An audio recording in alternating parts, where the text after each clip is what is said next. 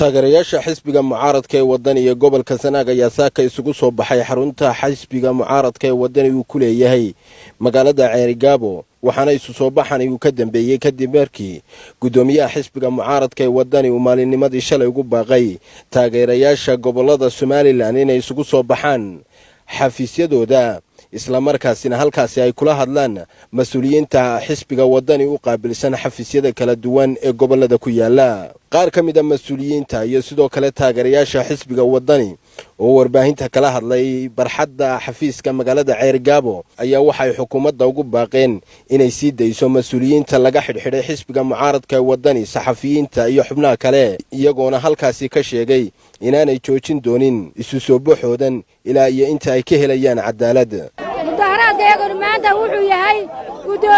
gudoomiyaha yagii oo ilaamiyay in 6 gobol ay ka dhacaan mudaharaad lagaga soo horjeedo komishanka xaaraanta waxaan halkan kale ku cambaaraynaynaa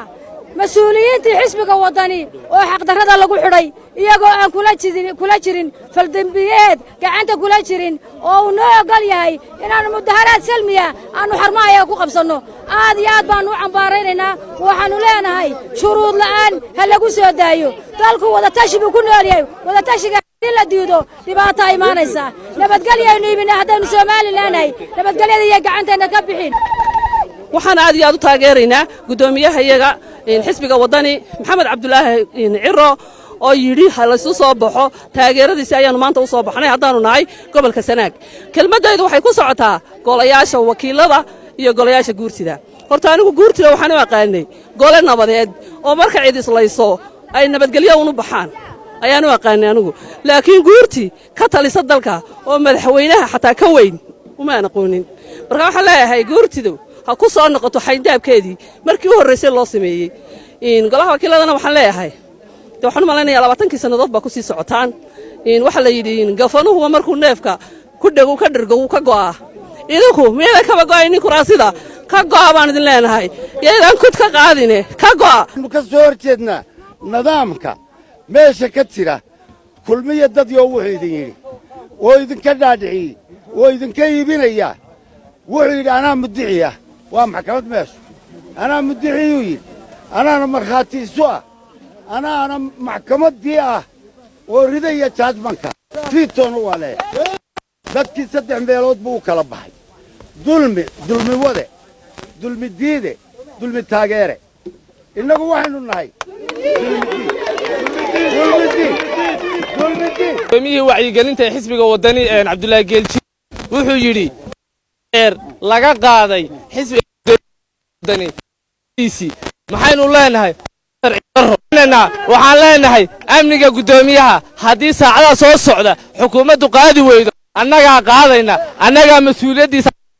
annagaa ciidan u samaynayna Soomaa anigu fariintayda waxaan u dirayaa oo kaliya waa labada gole golaha guurtida iyo golaha baarlamaanka oo aan ka baqayn in cudurrada xunxumaha ka galaan oo waxay doonayaan samaynayaan bilaa sharcina madaxweynaha qura ayaa dalka sharci kale iyo labadii xisbina waa loo soo socdaado waa taayilaaladii laga qaadaya waar ciidan beelad ha samaynine ka daayo ilaalada halkoodii ku celiya waxa samaynaysaan ciidan beeladyo aanu hor taagannahay oo aanu ku hayno koofiyadaha aanu ku hayno haddaanu waayeelka nahay